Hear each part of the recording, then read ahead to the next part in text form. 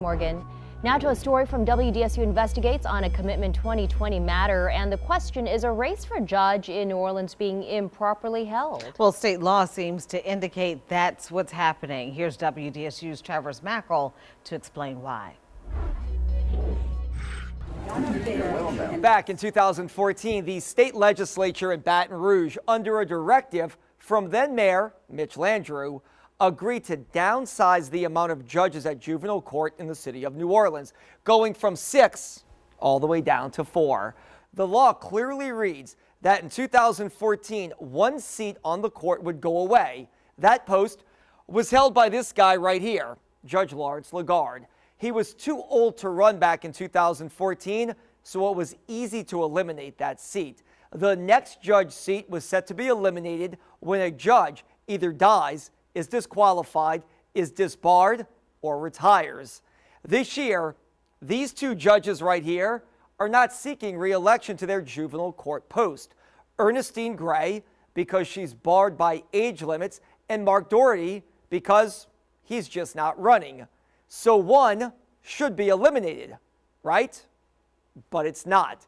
And some people, well, they want to know why. It's pretty cut and dry that the spirit and the intent of the legislation was simply to reduce the number of seats in juvenile court. Simple as that. Former State Senator A.G. Crow authored the legislation that became law back in 2014. Just a few months ago, 3 juvenile court judges won re-election after qualifying. No one chose to run against them. And Crow says state law is clear. 1 seat should be eliminated, leaving only 1 up for grabs on election day, not 2. Somebody needs to step in on the judicial side of this and just completely stop this fiasco that happens to be going on right now.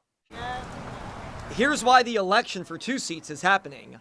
A longtime juvenile court spokesperson who recently left his post says since Judges Gray and Doherty are not retiring, only not seeking re-election, there's no need to eliminate 1 of the seats.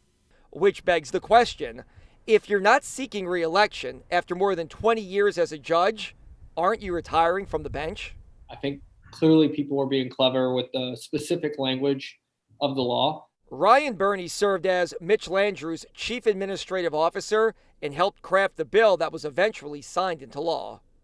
Is what's going on right now in the spirit of what the Landrieu administration and what you all intended to happen right now when it comes to shrinking the court? The intent was for this point to be 4 judgeships, and it's not because of politics. The chief judge of juvenile court referred us to her colleagues for a comment. We contacted both Judge Gray and Judge Doherty to ask them why 1 of the seats is not being eliminated, as state law indicates. Neither returned repeated phone calls or text messages. Clearly there's a loophole unintended in the law that would allow for any number of scenarios to play out. One such scenario, that a judge can take matters into their own hands if they don't like who wins 1 of the 2 seats up for grabs.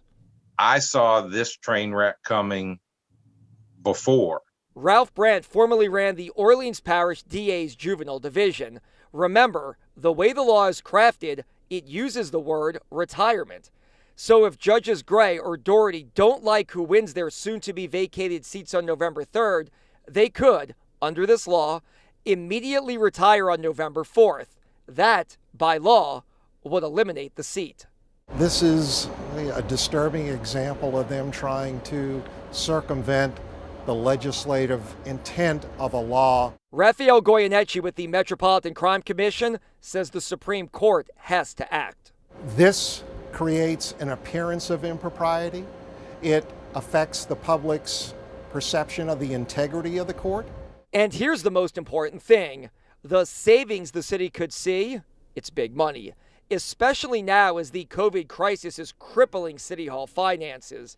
The legislation adds it all up, over $800,000 saved annually. And that's money that can be put into other areas to help protect the citizens of New Orleans. They have been actually... Years ago, then Councilwoman LaToya Cantrell testified in support of shrinking juvenile court. It is the only intention by the City Council of New Orleans to ensure that the cost savings attached to this bill go right back into juvenile services. But in 2020, despite what the bill's author and others say, her administration says this: the criteria outlined in the legislation seeking to eliminate a second juvenile court seat has not yet been met.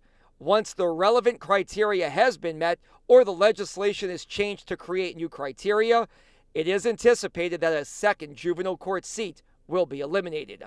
Full-size basketball court. And finally, when the new juvenile court opened back in 2016 on Bayou St. John, only 4 courtrooms were built, with plans for the $47 million facility to only have 4 judges. But there have been 5 since the groundbreaking, with a judge using a conference room as a courtroom. And based on what happens on Election Day, it looks like that will continue. And it should be disturbing to the public about the judiciary in the juvenile court failing to abide by this law. And that was Travers Mackle again reporting the Supreme Court recommends 1.2 juvenile judges for New Orleans. Again, there are 5. It is the largest juvenile court in the state. The salaries for the judges there are set at $143,000 a year each.